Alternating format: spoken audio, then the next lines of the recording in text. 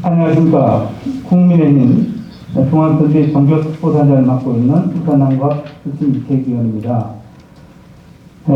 오늘뿐만 아니라 계속해서 교계의 좋은 정책들을 제안해 주시면 적극적으로 저희 당과 또 저희 윤석열 후보 국회에서 잘 챙기겠다는 말씀을 드립니다. 한국 기독교 공공정책협의회에서 대선을 앞두고 기독교 공공정책 발표회를 가진 데 대해 참으로 뜻깊은 자리라고 생각합니다. 이 귀한 자리를 만들어주신 소광석 목사님과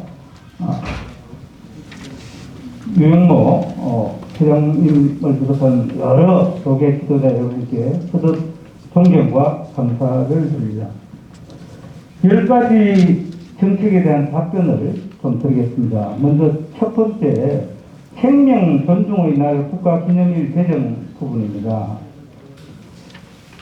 우선 우리 사회가 생명 정시 풍조가 만연해지는 지점을 지적하시고 생명 존중의 날을 국가기념일로 제정하자는 데 동의합니다.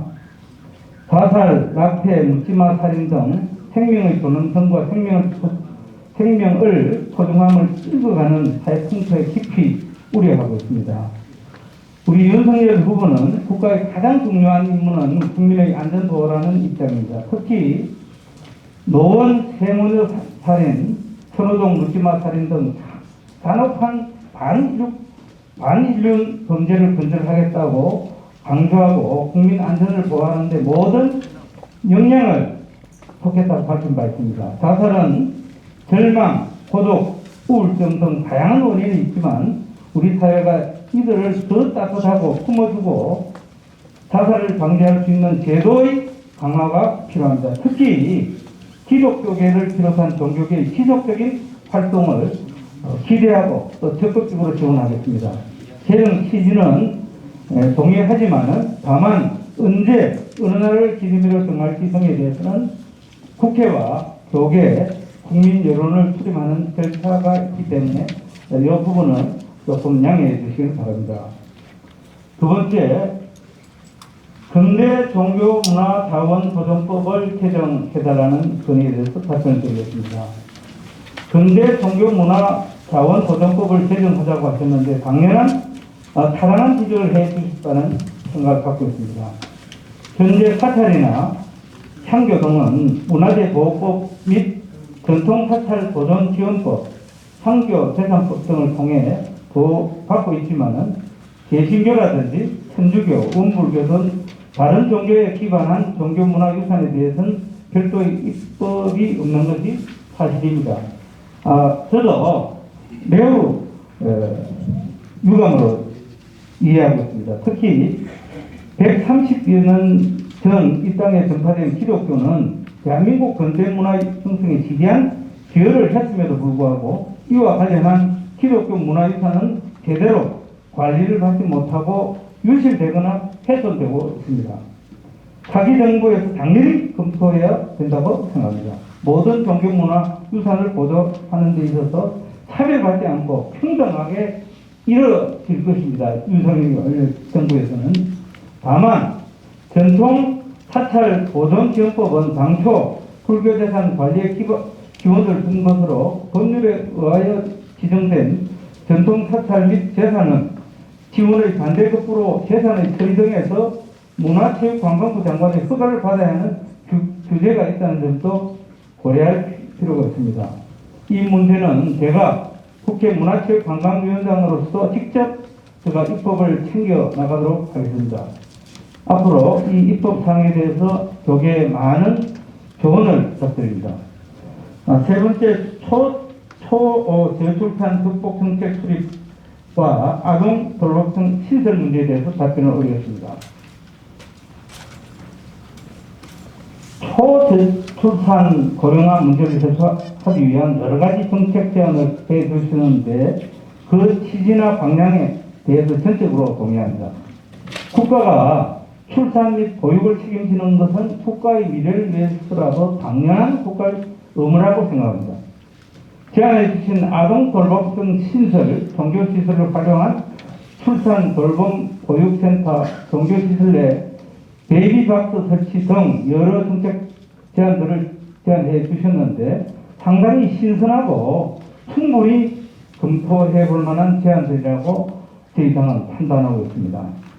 윤석열 후보는 저출산 고령화 문제를 해결하기 위해 아동, 가족, 인구 감소 문제를 종합적으로 다룰 부처를 신설하겠다고 이미 밝힌 바 있습니다. 향후 당선되어서 부처 신설 등을 적극 검토할 때 기본협에서 제안해 주신 다양한 정책들을 검토하고 반영할 수 있도록 하겠다는 보고를 드리겠습니다. 네 번째, 알코올, 마약, 도박 등 중독 예방과 치료법 제정에 대해서 건의해 주신 데 대해서 답변을 드리겠습니다. 알코올, 마약, 도박 등 중독 예방과 치료를 위한 법률안을 별도로 제정하자고 제안해 주셨는데 저희 당은 동의합니다. 알코올, 마약, 도박 등의 중독은 각종 범죄로 이어질 뿐 아니라 한 가정을 파괴하고 건전한 사회 문화 조성에도 큰 걸림돌입니다. 언급해 주셨듯이 인터넷 게임 중독에 대해서는 논란이 있고 게임에 대한 셧다운제 폐지 등에서 보듯이 규제의 실효성에 대한 논란이 있습니다. 윤석열 후보는 게임의 여가 문제, e스포츠 산업에서의 효과와 게임 이용자의 공정하고 투명한 권리를 강화하면서 게임으로 인한 사회 문제가 발생되지 않도록 정책을 추진할 계획입니다. 엊그제 지난주에도 제가 위원장으로 있는 문체위에서 이 게임 관련 법안이 상임위에 공청회를 거쳤습니다만은 꼭 입법 과정에서 철저히 챙기겠다는 말씀드리고 개별 법률들에 의해 이루어지는 예방 치료를 통합하는 법 제정은 충분히 검토해볼 필요가 있다고 생각합니다.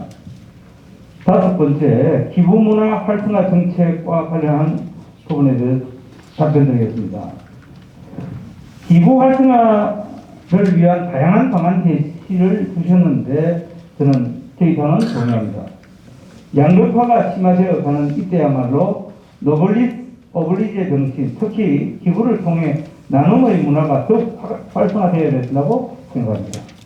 나눔으로 행복해지는 세상을 만드는 것은 하나님의 사랑을 실천하는 것이기도 합니다. 다만 윤미향, 정의연 사태에서도 드러났듯이 우리 국민들이 기부를 하지 않는 가장 큰 이유는 기부금 사용 내역이 투명하지 않는다. 사회연구원 조사의 60.7%가 이 조사되었습니다. 참으로 결탄할 일입니다. 따라서 기부 문화를 활성화하기 위한 각종 제도적 보완과 함께 현행 기부금법이 안고 있는 보완 규정이라든지 투명성 강화 등이 함께 논의되고 검토되어야 한다고 생각합니다. 지난번 정의연 사태가 깔끔하게 아직도 밝혀지지 않은 부분은 매우 유감스럽게 생각하고 차기 정부에서도 이런 부분이 개별적으로 개혁돼야 한다는 듯 생각하고 있습니다. 질의 여섯 번째, 재난 상황 대비 민간 위기 관리 시스템 구축 관련 답변입니다. 코로나 등 감염병 사태에서 관주도에서 종교계 등 민간이 참여하는 시스템으로 공동 대처해야 한다고 주장하셨는데 저희 당은 좋은 제안이라고 생각합니다. 코로나19 사태가 장기화되는 가운데 우리나라가 그동안 큰 위기 없이 방역에 성공해왔던 것은 국가가 잘 해설하기보다는 국민들의 자발적인 희생과 헌신, 참여가 가장 중요했다는데 모두가 동의할 것입니다. 정부의 방역 규제가 비과학적이며 천편일률적으로 틀어막는 데에만 치중하다 보니 민생이 붕괴되고 소상공인 자영업자들이 길거리로 내몰리는 데도 가만히 지켜볼 수밖에 없는 안타까운 상황이었습니다. 차기 정부에서는 코로나19를 극복하고 또 이번 사태를 계기로 팬데믹을 대비하여 감염병 재난 대응 시스템에 대한 전반적인 개선에 나서야 합니다. 특히 조계에서 지적하신 대로 관주도에서 민간이 함께 극복해 나갈 수 있는 시스템으로 전환해야 하고, 또한 참으로 3년이 이제 지나 3년째 접어드는 이 코로나19에 절망하는 이 자영업자 등 많은 소외 계층에 대해서 저희 당은 적극적으로 차기 정부에서 챙겨나가겠다는 첨언의 말씀도 드립니다.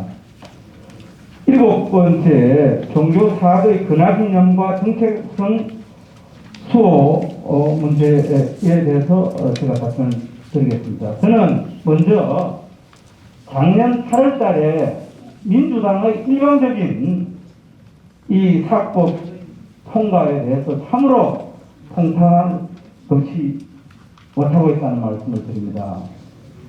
종교 사업 등 사립학교 인사권을 침해해서는 안 된다고 민주당이 얘기를 하고 있지만은 사실상 침해되고 있을 수밖에 없는 법이 제정됐다는 부분을 분명히 지적하지 않을 수 없습니다. 민주당과 확실히 입장이 저희들은 다릅니다.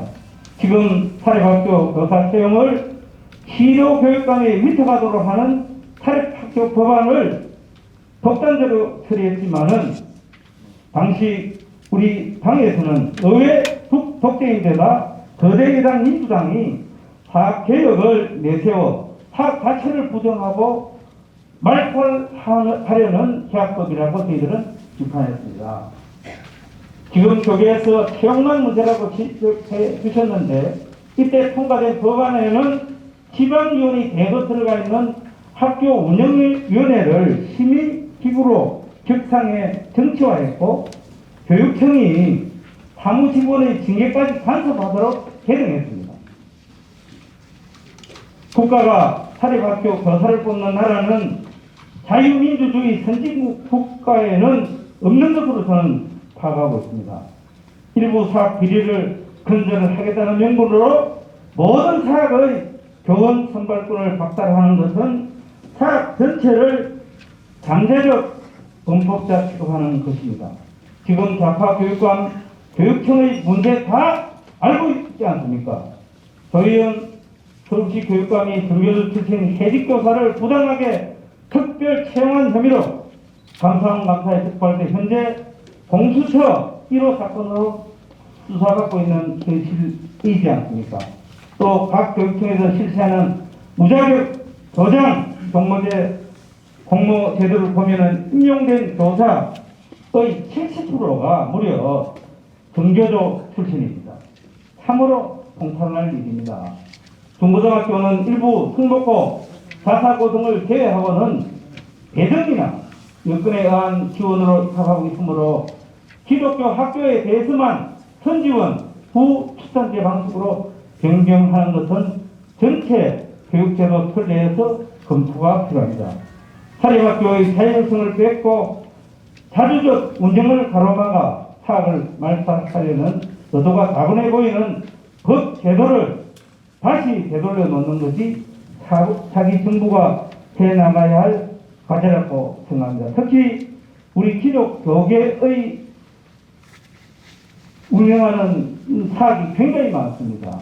이 우리 기독교계의 사학의 자율성, 또 인사권의 독립 등 이런 부분은 더더욱 더 챙겨나가야 할 일이라고 저는 교계 지도자 여러분께 보고의 말씀을 드립니다.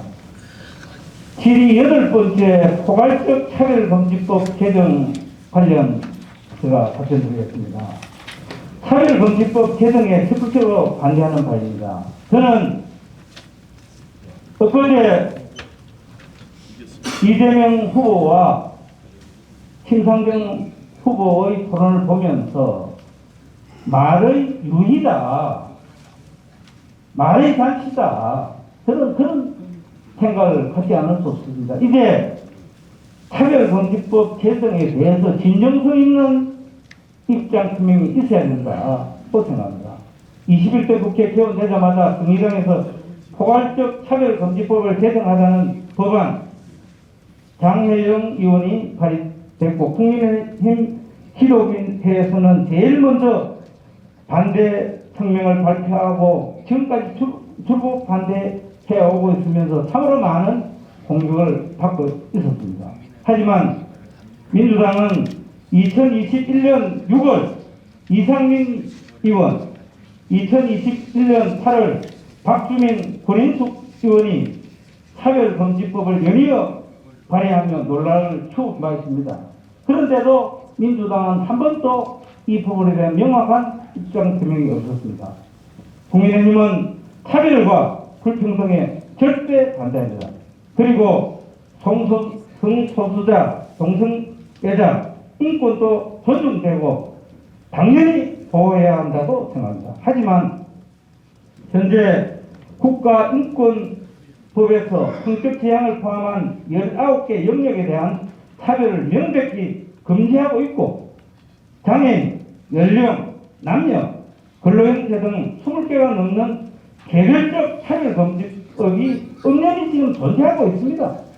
별도의 차별금지법 제정이 필요 없는데도 성소수자, 동성애자 보호를 위한 차별금지법을 제정하자는 것은 저희로서는 이해하기가 어렵습니다.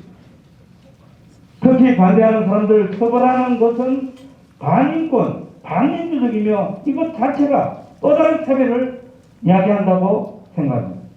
오늘 발표에서 참석하여 평소 제가 존경하는 김진표 의원님께서는 당연히 이를 반대하고 계시겠지만은 저는 민주당에서 발의한 의원님들이 직접 나와서 이에 대한 입장을 분명히 밝혀야 한다. 국민에게 밝혀야 한다. 저는 생각합니다. 이분들은 현재 민주당 이재명 후보 선대위원장을 비롯해서 TV 토론단장, 성평등 자문단장을 맡고 있는 후보의 최측근들이기도 합니다. 특히 지난해 말에는 민주당 선대위에서 차별금지법 제정을 공약에 포함시키는 방안을 검토하고 있다는 언론 기사도 있었습니다. 2021년 12월 16일 한국일보에서 단독으로 이재명 차별금지법 제정 공약 검토 이 보도가 되었습니다. 저는 민주당 이재명 후보를 비롯해 민주당이 국민을 현혹 또 왜곡할 수 있는 이런 말씀을 하지 마시고 차별금지법 제정에 대한 찬성과 반대 입장을 명확하게 내놔야 한다 저는 그렇게 생각합니다. 국민의힘은 기본적으로 차별금지법 제정을 비롯해 건강가정기본법, 낙태 문제 등에 대해 국민 여론을 수렴하자는 국민적 합의가 우선이라는 입장입니다. 이러한 합의를 거치지 않고 일방적으로 추진해서 엄청난 교계의 분열과 국민적 갈등을 야기하는 법 개정은 반대합니다. 특히 거대 여당이 지금까지 동수자 신설, 연동형 비례제 등 사업법 등 얼마나 많은 악법을 날치게 했습니까? 이 법도 다수의 힘으로 개정한다면 엄청난 저항이 있다는 것을 분명히 경고해 두고자 합니다. 7위 9번째 남북 교류 및 통일 정책에 대해서 제가 답변 올리겠습니다. 남북 교류 및 통일 정책에 찬성하는 바입니다. 기본적으로 분단된 우리나라가 남북 평화는 물론 남북 통일은 지향해야 할 당연한 가치입니다. 다만 문재인 정부의 대북 정책에서도 드러났듯이 일방적인 퍼주기와 대북 굴종은 남북 평화에 오히려 위협받는 상황이 되었습니다. 지난 지방선거 하루 전에 제1차 북미회담 결과가 어떻게 됐습니까? 모든 국민들은 꼭 통일이 될 줄 알고 민주당 지방정부에 몰표를 두었습니다. 그런데 지금 오늘 남북 관계가 어떻게 되어 있습니까? 남북 평화쇼에 이어 남북 군사 합의까지 이루어졌지만은 북한은 우리 공무원을 처참하게 살해하고 올해만 7차례 미사일 도발을 하는데도 문재인 대통령을 비롯한 여당은 한마디 말도 하지 않고 있습니다. 특히 북한 주민의 인권 유린에 대해서도 한마디 말을 하지 않고 있습니다. 이 문제는 유엔 북한 인권 결의안에 우리가 다시 동참하는 등 국제 공조를 통해 북한 주민들의 인권 개선에도 노력해야 한다고 생각합니다. 이 부분에 대해서 진전된 민주당의 확실한 답변을 촉구해 보고자 합니다. 마지막으로 유사종교 피해 방지 및 구제에 관한 법률 제정에 대해서 답변 논의했습니다. 유사종교 피해 방지 및 구제에 관한 법률 제정에 적극 동의합니다. 허위나 거짓의 방법으로 개인의 사유재산을 착취하는 행위는 종교 집단이냐 아니냐를 떠나 범법 행위입니다. 다만 헌법에 종교의 자유가 보장되어 있으므로 종교단체의 등록에서 행정부가 사이비 종교 집단 여부를 판단하는 것은 어려우므로 유사 종교 집단 문제에 대한 종교개혁 또 초교파적인 노력이 같이 병행되어야 한다는 생각을 갖고 있습니다. 정부가 착취된 개인의 재산을 되찾을 수 있도록 하는 방안을 마련해야 한다는데 저희 당도 근본적으로 동의합니다.